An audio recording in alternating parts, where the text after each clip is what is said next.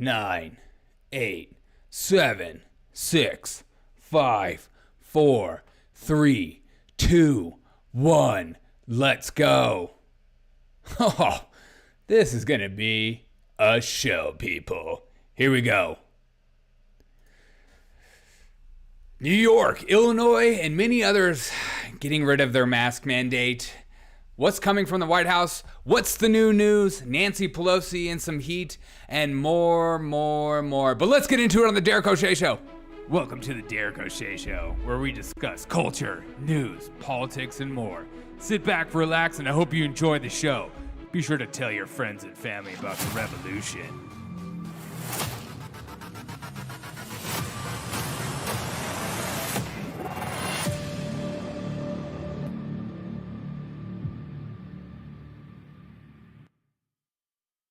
What's up, everyone? Welcome to the Derek O'Shea Show. Thank you guys for taking time out of your day to hang out with me. It always means so much to me that you do. It truly does. If you want to support me, go to buy me wherever this is. Buymeacoffee.com/Derek O'Shea Show. Greatly appreciate it. The link is in the description below. Share this with all your friends and family. Let them know about the Derek O'Shea Show. Let's start. As I fix my camera. The news. This is a live show, people, so you never know what's going to happen. You never know what I'm going to say. I could get in trouble. I could have the best show on earth. Time will tell. But right off of the news, the Democrats are completely changing their message right now as they're starting to change, which is good for the American people, which is I have been saying since day one. I don't care who does it right. I don't care if they're a red or a D in front of their name, as long as they're doing right. But Kathy Hochul announces vaccine mandates and mask mandates for all New York businesses will be lifted tomorrow. Why not today? It's always the next day. It's never just the day. But that is happening. So New York is on the list. And then we have also Illinois is on the list as well. My camera is doing some crazy. Okay. And Illinois is doing some, is ending their mask mandate and everything with that as well. But that is going to be on February 28th. And I've been saying this for a while that this makes sense for them because they want everything in their power to, well, they want to make it closer and closer to the State of the Union. And that's just how it's going to be, and that's how it is. But this is what I need to just put in my heart and lungs at the moment because this is beautiful. And I think all of us need to hear this. All of us need to feel this. But let's get into this clip right here. This clip should make us all smile and feel good on the inside. Here we go. Stacy Abrams.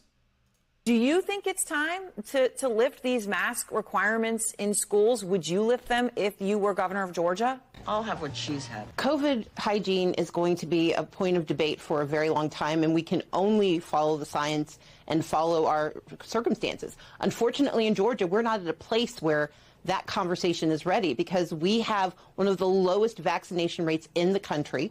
We have 40% of our counties without general pediatricians, and we've refused to expand Medicaid, so many families don't have access to health care. I believe that our job is to protect children, and I know that educators and parents have to balance protection and education, and that is a complicated issue. I think each governor has to evaluate what's happening where they are. We have to look to the CDC. Boom. Stacy Abrams is not totally sold on lifting mask mandates in schools, which makes sense because she was caught taking a picture with a bunch of students who were wearing a mask because rules for me and not for thee is the way in which politics goes about in today's culture, it seems. Beep, beep, what up? Stacey Abrams looks like Larry Holmes. Oh, my God. That moment when I read your comment and you're like, I just don't want to get banned. But I think this is very telling and I think is amazing at the same time. I think is my chroma key okay? Yes. Okay. It's a little wonky. I'll fix that later. Okay. I think this is very telling of what's the future is going to look like for the Republican Party and also the Democratic Party. Nancy Pelosi is freaking out about the potential Republican takeover as she is laying the grounds down for saying things like this. Heard me say again and again that the Republicans seem to be having a limbo contest with themselves to see how low they can go. They seem to have reached rock bottom with their statement that what happened on January 6th was normal political discourse. Legitimate political discourse. I've also said that country needs a strong Republican Party. They've made great contributions to our country. I say this to Republicans all the time. Take back your party from this cult. Take back your party. America needs a strong Republican Party and a strong Democratic Party. But take it back your party from this cult, she says. Thank you, Pelosi, because it's not like you are in charge of one yourself, as you want to. Pelosi wants to end all stock trading ban and be government-wide, of course. After she's made all her money, I guess it's time for her to ban everything she's always been a part of. Also, Nancy Pelosi spent $500,000 on private aviation while calling climate change a moral obligation. So who's the cult? Because when I think about a cult leader, I think about private jets, maybe engaging in some fun money schemes in order for you to make money. It's not like you're telling your husband information, buy a bunch of calls on Google tomorrow. We have a huge thing that we're going to put together. Or buy a bunch of calls on this green energy business that no one's ever heard of in order for you to us to make a few hundred thou. Also, COVID is going to wreck the economy and the stock market, so maybe buy some puts. See, people think that the stock market is a Ponzi scheme and you can't win. You can't win in this battle. And a lot of people feel that way, and it's understandable when you have people like these politicians that are getting away with basically murder when it comes to money. Thanks for having me. And of course, I'm sure they tell other friends and family about what's going on. So, but I'm not going to say this is obvious, and I'm not going to say this is. Starting in New York City, where I worked but in the White the Collar fact that Crime Pelosi is Unit, very the American against public is this investigating should insider tell trading. you everything, because she thinks it's totally fair for her to be able to buy stocks and sell stocks, even though she has the inside scoop constantly. See, inside trader with business is bad, because when business people make money, it's bad. But when politicians make money, well, it's a different story. The drunk is pulling up. Yeah, I know. I'm going to go back to this clip because I think that clip is very telling about Republicans in the future. Okay, this clip is just being passed down. So let's check on our Canadian buddies there, Bob. Okay. I want you to listen to this. Councilman Diane Deans, she's fantastic. Probably one of the best people on the planet Earth, is talking about freaking treason. I've said this since day one. They're going to call this an insurrection. I've made this joke. But let's listen to her basically say the same thing, but just different verb. Edge. It's not something this country has ever seen before. I understand Mark Carney referred to it as sedition today. I think that's exactly what it is. This sedition is treason.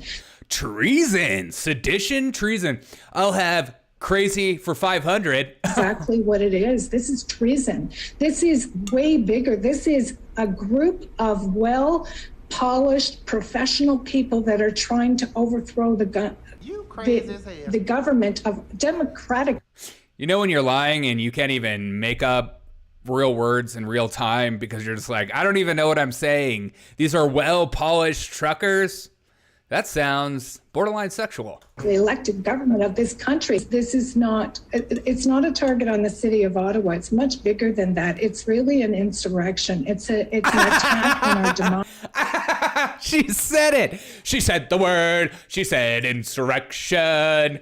We're going to have our insurrection. It's an attack on our federal government. It has a lot of international elements to it. You bet it does, because when the truckers in America see this, or in other places around the world, like in France and stuff like that, they're going to George is getting upset. Get upset and join the cause. But let's finish this clip. Money is flowing from the U.S. Right.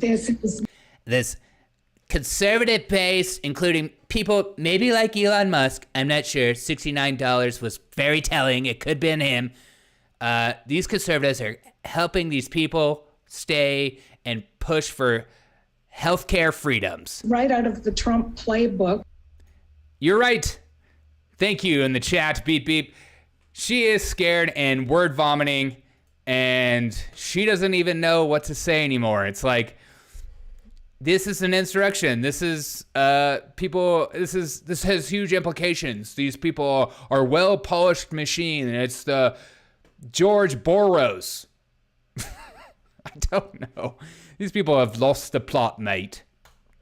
But that's just insane. This is treason. This is way bigger. This is a group of well-polished people that are trying to overthrow the government. It's an insurrection. These people that are honking, that are parked, they're singing, they're playing YMCA, they're dancing, they're feeding homeless people, they're pushing freedoms, they're an insurrection. People that are they're trying to overthrow the government.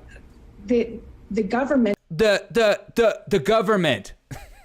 These people are trying to overthrow the government. They're not just trying to, work for a living and have their health care be, encouraged and pushed by their doctors and their family members in their own minds. They don't want politicians to speak for them. But I'm the crazy one, right? Yes, sir. All right, next news story. And again, we'll go back to Pelosi a little bit later. But Justin Trudeau. I love this. Listen to this from Justin Trudeau today. As Prime Minister Justin Trudeau gets absolutely owned by countries like Ireland, Sweden, Norway, Israel, Czech Republic, the UK, Spain, Denmark, they're all removing restrictions and mandates, and they're all countries that have a lower vaccine rate than Canada. Here in Canada, though, we have a Prime Minister who refuses to lead and instead is being divisive. I have to agree with the MP for Louis Hebert when he says, people don't know where public health ends and politics begins. Canadians want their lives back. So again, I ask the Prime Minister, will he follow the evidence? Will he follow the science and the mandates and the restrictions quickly? Turn up the hate. Prime Minister. Mr. Speaker, This is my favorite part. Listen to him as he tries to overcome the crowd. every step of the way, we have had Canadians' backs by following the science, by working closely with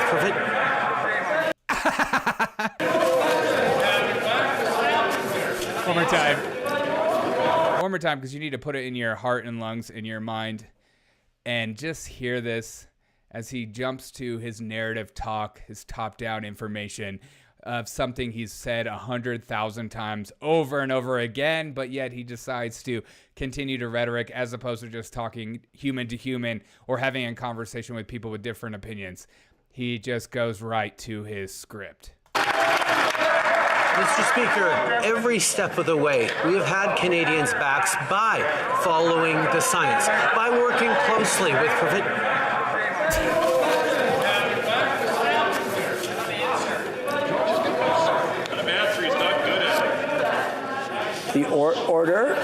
Order.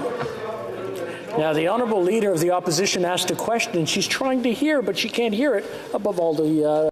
Fidel is not happy. He's turning over in his grave. I don't know why. He has no relation. But I don't even know why I said that. Let's keep listening. heckling and shouting that's going on. So I'm going to ask everyone to just keep it down so she can hear the answer coming from the Prime Minister, the Right Honourable Prime Minister.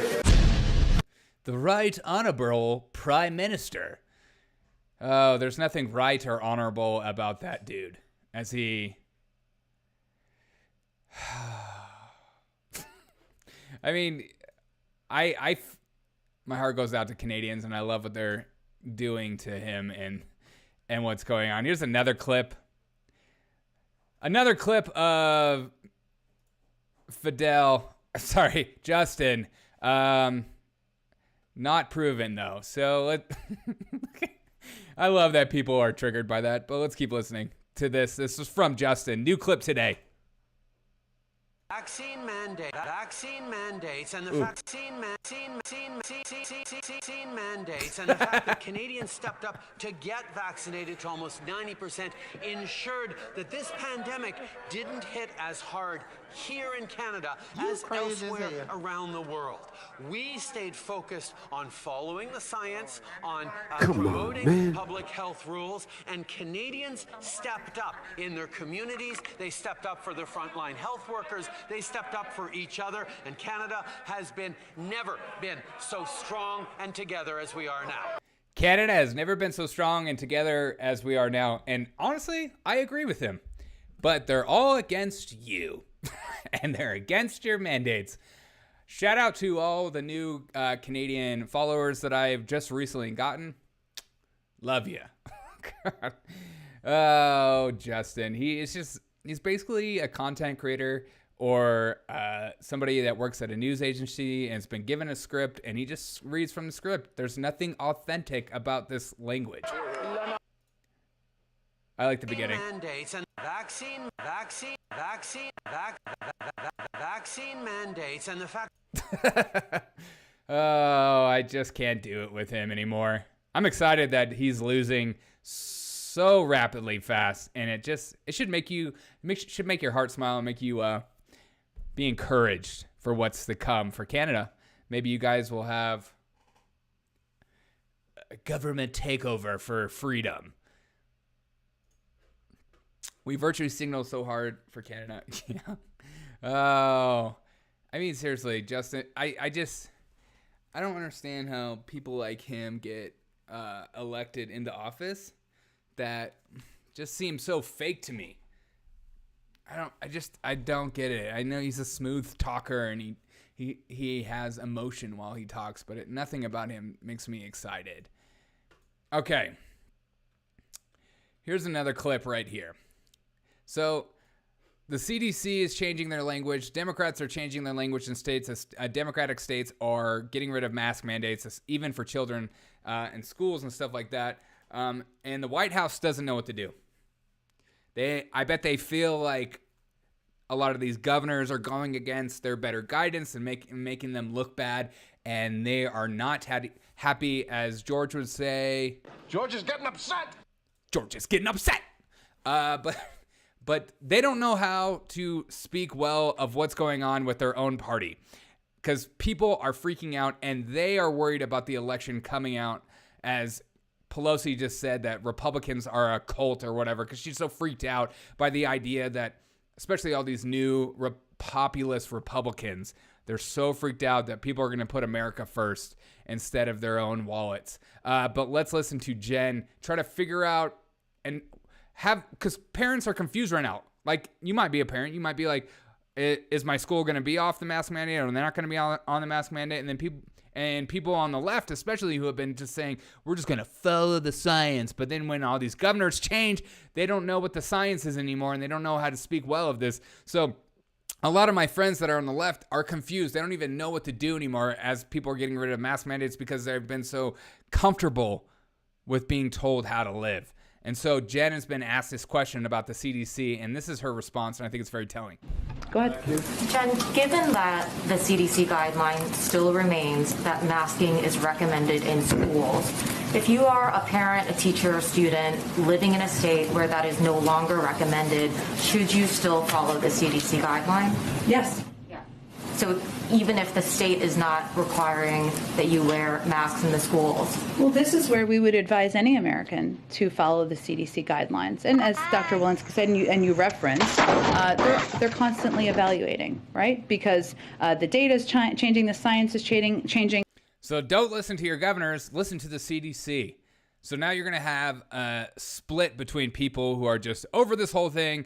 The messaging has always been so up and down all over the place, and that's what's been driving people so crazy, and that's why people say follow the science. People don't believe it because they're like, what is the science? Because it seems like just narrative talk, or you're worried about you being elected more than actual science, because everything is political these days.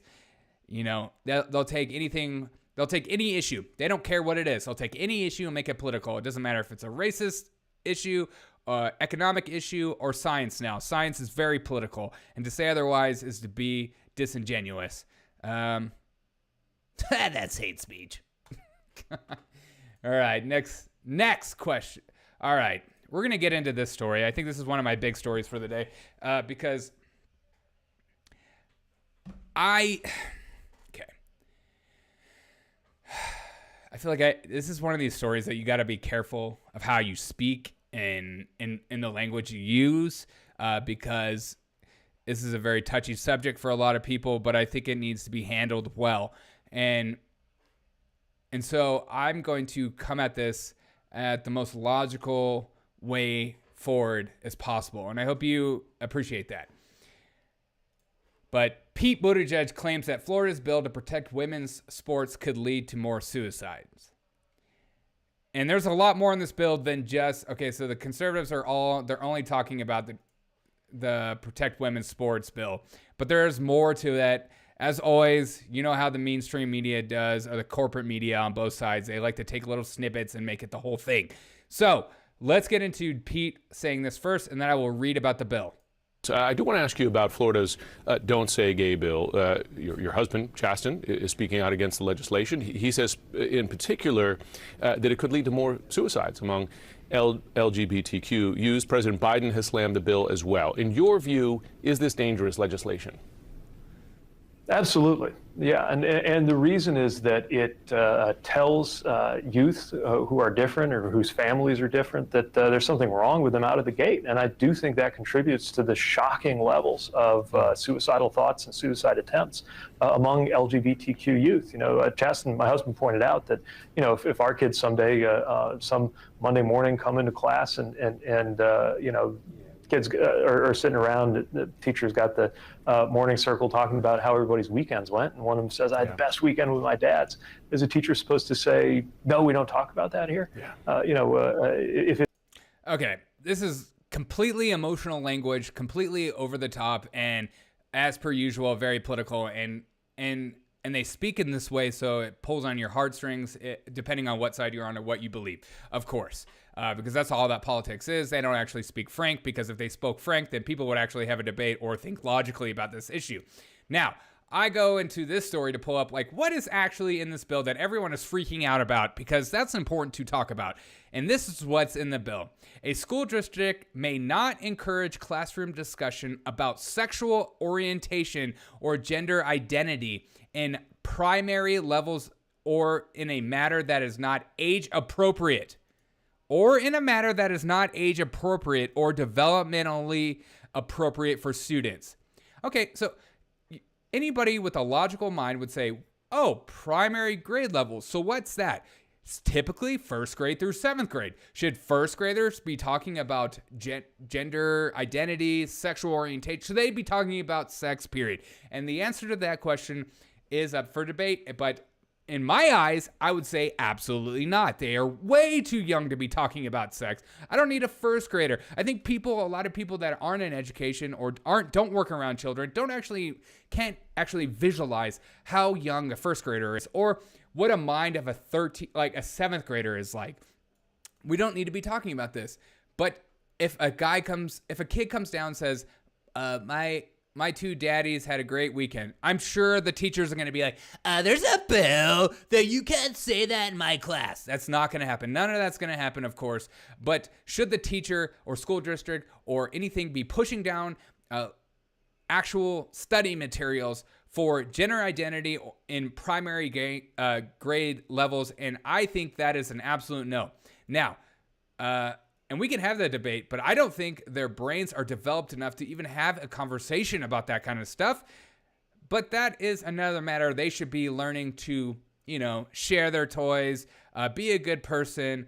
What's 2 + 2, stuff like that. And maybe their parents can teach them about that kind of stuff if their parents deem that as important, because you know what? The parent should be in charge of especially this sex talk. But call me crazy, but I don't want my 22-year-old new grad teacher teaching my kids that I don't have, but one day will, about sex or sexual orientation. I don't want that. And I think you're a little crazy if you would rather a teacher teach your student, your child, about sex than you yourself. But let me know your thoughts, because I genuinely, of course, they make this bill to be about, and they go over the top. They say these things like Republicans are against gay people, or like they don't want a kid to be talking about their gay dads at school. It's just so silly. Let's stop the nonsense and let's have an actual conversation. Should gender identity and age be talked about in primary grade levels? And then it says also, don't forget the or in a manner that is not age appropriate. So you tell me what's age appropriate and what's not appropriate, because that doesn't sound like it's a no say gay bill or whatever they're calling it. A don't say gay bill. Of course they're calling it a don't say gay bill. It's not what the bill is.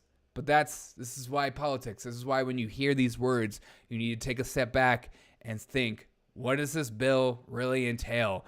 Because if the media picks up, or all the Democrats or Republicans, whatever side that is against this bill, starts calling it something that it's not, just take a step back and think about it for a second. Of course, they're using emotional language to pull your strings. But let me know your thoughts on this, because I genuinely am curious of your thoughts. But I don't think that, like I said, and I feel like that is dangerous to say, I don't think in primary grade levels there should be talking about gender identity or sexual orientation. But call me crazy. Again, primary grade levels. This isn't high school students. This isn't college. This is elementary students in early middle school. But call me crazy. Frankly, they have spent any goodwill would trust them at this point, much of the less indoctrinate children. Yeah. Why would you? Thank you, beep beep. I don't want teachers indoctrinate.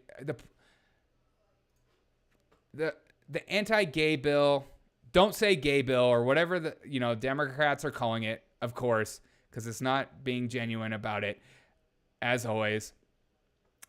This bill is just saying, I don't want my teacher to have a conversation with my son or daughter about sexual orientation or gender identity in primary grade levels. That's it. So call me crazy, as beep beep in my chat says, I don't want my teacher talking about sexual orientation. I want them talking about things like English, math, the science, real science, and some history. But we don't have to talk about sex in first grade. God, it's just so silly. Okay, and we'll get to this. Because, did I get to this? Yeah, okay. Yeah, that was Pete Buttigieg. So, I'm going to get to this story, and it might annoy some people, but I don't care. So, Republicans urge Biden to take cognitive tests, says his mental decline has become more apparent. Recent polls have shown that Biden, age 79, is facing questions about his mental health. Nearly 40 Republican lawmakers are calling President Biden to take a cognitive test following an example of his predecessor, former President Donald Trump. I think this is a waste of time. And I think this is just a typical Republicans, not actually addressing the issues the American people like you and me actually care about, and we're talking about the silliness. And yes, I agree. Biden says crazy things, and his cognitive decline is clearly there. And that's another discussion of age limits to presidents. We shouldn't have presidents in their 80s. The job is too much, it's too big. It's not what it used to be. You have to have a social media presence. You have to go everywhere. You have to fly everywhere. You have to do videos. You have to constantly do all kinds of stuff. It's not what it used to be. So that is the camp I'm in. I know people are offended by that because then it might be the next person that's elected is somebody who's in their 80s, and I just don't think it should be that way. But call me crazy. Joe Biden is losing it. But I don't think anybody actually wants him to take a cognitive test and then him to be voted out, and then we have freaking Kamala Harris or whatever. But I think this is a waste of time, and I think Republicans should be focusing on the issues that you and I care about. Mandates, COVID, masks on for children, the border security, gas prices. There are so many, our economy, the inflation where it's at, as you know, Republicans care about inflation as they just continue the spending bill anyways, but they need to go back to what we care about. Not, what is AOC doing? Should Biden get a cognitive test? Boom. Boom. Roasted. We don't care about that crap, and I'm so tired of this crap. I'm tired of the spin. I'm tired of the circle, and I'm tired of Republicans not actually doing anything. They pretend like they're for freedom, but they don't care about your freedoms, it seems like. They care about making political gestures or having a gotcha moments just as much as Democrats. But change my freaking mind. There are a few Republicans I actually respect, and there are definitely no Democrats I respect that are currently in office. But change my mind. Do you think the test would look like, Beep Beep says, the test would look like the one in Idiocracy? I haven't seen that one, but I just think it's a waste of time. I don't think, so my colleagues and I are again asking President Biden to immediately undergo a formal cognitive screening exam, such as a Montreal cognitive assessment. What a waste of time. Do something we actually care about, for God's sakes. Thank you, Beep Beep. Trying to preach over here. I'm trying to get after it. I'm trying to be honest. I'm trying to be truthful. I just get so sick. I'm just sick of Republicans. I'm done with you. I'm done with your message. We have moved on because we are no longer these neocon conservative types. We're more populist and we care about American workers and American values, but they don't seem to care at all, except for when it's election season and they have their little military badge on or back the blue or whatever crap they think that we want to hear. But we just want you to be for us and for our freedoms, and that's it, period. But to finish off this cast, I'm going to go back to this clip because I think it's very telling. So Nancy Pelosi, let's get to that part where she talks about the cult part. I'm going to close by saying that you've heard me say again and again that the Republicans seem to be having a limbo contest with themselves to see how low they can go. Okay, yeah.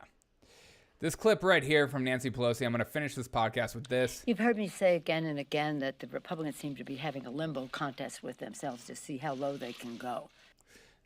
They want you to believe that Republicans are going low instead of the Democrats slowly destroying America, inflation, the border crisis, whatever crisis you want to add on and on. Drug epidemic. We could go all day, but I have all day, baby. But Nancy and the Democrats are freaking out at the possibility of Republicans taking complete control. And so the rhetoric about the Republicans, the GOP, especially some of the populist Republicans, is going to ramp up more than you've ever seen it before, because they actually believe deep down in their heart that Republicans taking over is basically an insurrection on our democracy. I'm sure they will eventually say that kind of insane rhetoric.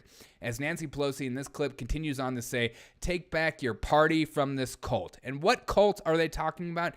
It's the entire populist movement coming out of the Republican Party, of us caring about the American workers more than other people in other countries. I think we as Americans are tired of helping out everyone in the world, while our streets are littered with open air drug use, homeless epidemic. We have veterans on our street that are homeless, that have served our country. We have our inflation is up more than ever.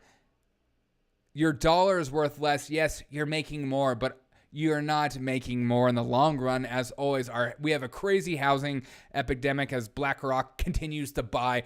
I'm sick of the crony capitalism that's not real capitalism. We're sick of bailing out companies who don't deserve to be bailed out on the American dime when we don't see anything when they come back to life. We are sick and tired of fighting wars in other regions that have nothing to do with us. We are tired of not putting American first and American values first. And what are American values? Ultimately, down deep inside, that we see each other as equal. We are not segregated. We don't encourage segregation, but we see each other as equal, even if we have different opinions. And under that, we are free to be who we want to be. And that as the American value that I want to stand for, and I think that is the direction Republicans need to go. Republicans need to stop this messaging. It's not an old school party anymore saying these silly things anymore. Be adults. Don't just walk around with your American pen on your sleeve and think that that means you're more conservative or you're more for the American people than someone else. I'm sick of the rhetoric. I'm sick of the talking. I'm sick of the crying. I'm sick of blaming the other for the aisle for what they're doing to us. Take the foothold and do something about it. And the idea of that, this whole movement from Republicans are freaking out the Democrats and the liberals because they don't want the way in which they think America should be run, which is more a communist socialist idea, or this top-down where corporations and the government work hand in hand, side by side, to give you your actual social credit score.